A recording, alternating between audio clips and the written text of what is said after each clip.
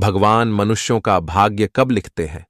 दोस्तों, पृथ्वी लोक पर कुछ लोगों का मानना है कि मनुष्य का भाग्य उसके कर्मों के अनुसार लिखा जाता है, और कुछ लोगों का मानना है कि मनुष्य का भाग्य भगवान तब लिखते हैं जब वह मां के पेट में होता है।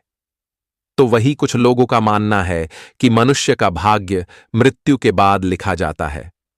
तो दोस्तों, स्वागत है आपका अपने ज्ञान गुरु चैनल में। आज की इस वीडियो के माध्यम से हम जानेंगे कि मनुष्यों का भाग्य कब लिखा जाता है और मानुषों के कर्मों का फल मनुष्य को कब मिलता है।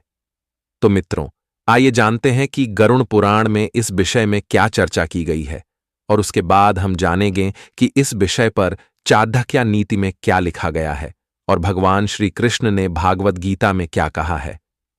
तो मित्रों, हिंदू धर्मशास्त्र में लिखा है कि मनुष्य के मरने के बाद केवल उसका शरीर मरता है, न कि उसकी आत्मा। और वही गरुड़ पुराण में लिखा है कि 84 लाख योनियों में सबसे उत्तम योनि मनुष्यों की होती है।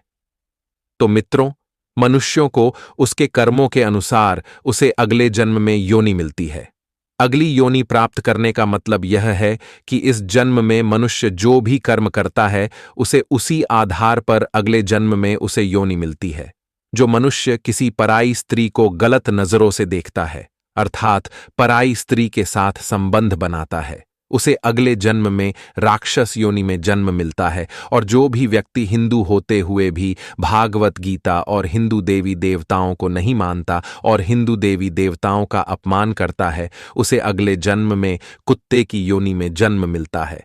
अर्थात गरुड़ पुराण के अनुसार जो भी आपका सच्चा मित्र आपके पीठ पीछे आपकी बुराई करते हैं, अथवा आपके सामने आपकी बात और आपके दुश्मन के सामने उसकी बात या इधर की बात उधर करने वाले व्यक्ति को अगले जन्म में गिद्ध योनि में जन्म मिलता है। क्योंकि गिद्ध एक ऐसी योनि है जिसे कभी भी मनुष्य अपने घर या फिर घर के बाहर भी भोजन देना पसंद नहीं करता है, और गिद्ध को अपने पेट का भरण पोषण करने के लिए मरे हुए जीव जंतुओं से करना पड़ता है।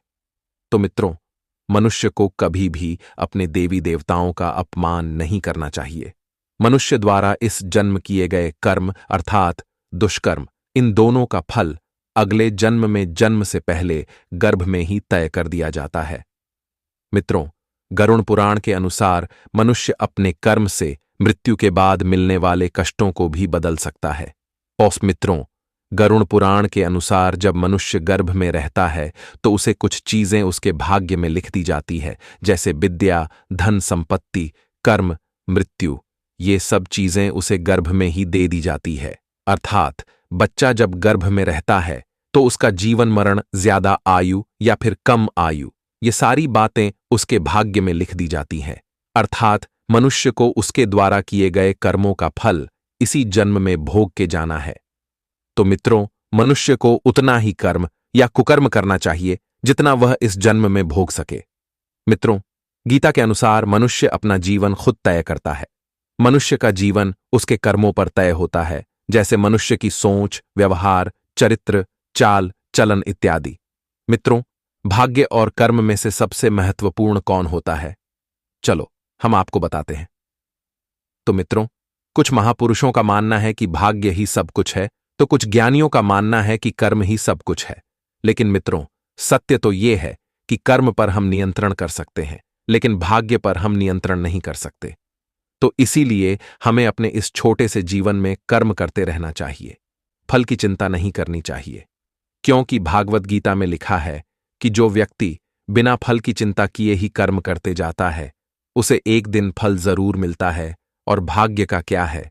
भाग्य भी हमारे कर्मों पर निर्भर करता है। हम अपने जीवन में जितने अच्छे कर्म करेंगे, हो सकता है भगवान हमारे भाग्य में वो सारी खुशियां दे दें जो हम अपने जीवन में प्राप्त करना चाहते हैं। तो मित्रों, हमें अपने जीवन में अच्छे कर्म करना चाहिए, क्योंकि भगवान हमें एक ना एक दिन फल जरूर देगा। आज की यह कथा आपको कैसी लगी, हमें आप जरूर कमेंट करके बताना। जय श्री कृष्ण मित्रों।